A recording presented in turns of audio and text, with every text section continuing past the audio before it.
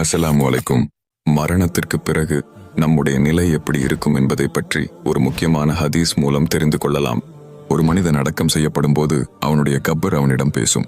அது என்ன சொல்லும் தெரியுமா? முழு வீடியோவையும் பார்க்க விடாமல் ஷைத்தான் உங்களை தடுப்பான். இந்த வீடியோவிற்கு ஒரு லைக் கொடுத்து அல்லாஹ் அக்பர் என்று கமெண்ட் செய்து நம்முடைய சேனலை சப்ஸ்கிரைப் செய்வதன் மூலம் ஷைத்தானை தோல்வியடையச் செய்வோம்.